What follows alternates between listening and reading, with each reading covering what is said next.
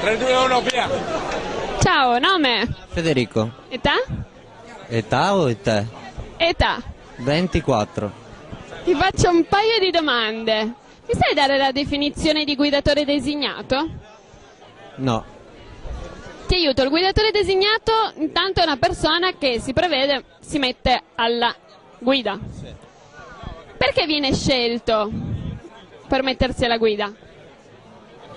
Perché è responsabile? Perché non Viene fa... scelto tra un gruppo di amici per quale motivo secondo te? Perché... non lo so, io non so dirtelo, però secondo me... Viene scelto, te lo dico io, viene scelto dagli amici per guidare la macchina, si offre volontario, quella sera non beve, perché si mette alla guida e porta a casa tutti gli amici che invece si divertono e bevono. Però è difficile uscire con gli amici e li vedi far festa e tu non fai festa. Quindi secondo te non ci si può divertire da guidatore designato? È impossibile. Vuol dire che devi fare a turno tra gli amici e rovinarti la serata, però è difficile, te lo ripeto. E cosa pensi di chi beve tanto e poi si mette alla guida?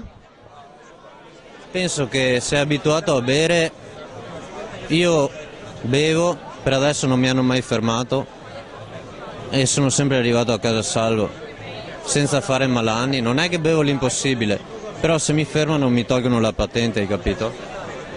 Quindi secondo te sei in grado di guidare normalmente anche se hai bevuto? Ti dirò, secondo me io guido meglio da ubriaco. Ah, interessante affermazione. Cioè, secondo me Capito. Il limite lo sai? 0,5 è giusto? Sei un neopatentato? No, 24 anni, ho fatto la patente a 18. Limite per i neopatentati ancora meno. Quant'è? Io sono ancora neopatentato. È 0.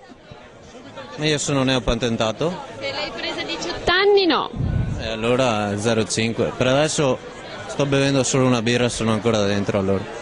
Però con una birra quando la finisco... Quindi tu sei completamente certo di non essere un pericolo per te stesso e per le altre persone quando ti metti alla guida sapendo di aver bevuto? Se bevo 2-3 birre sono certo che non... magari se ne bevo 10 può cambiare, ma di solito non bevo più di 2-3 birre. Ho capito, ti ringrazio allora. Hai voglia di lasciare un messaggio ai giovani sulla sicurezza stradale? Bevete responsabilmente, cioè se bevete, se lo tenete l'alcol bevete, cazzo. Grazie mille, buona serata. Come ti chiami?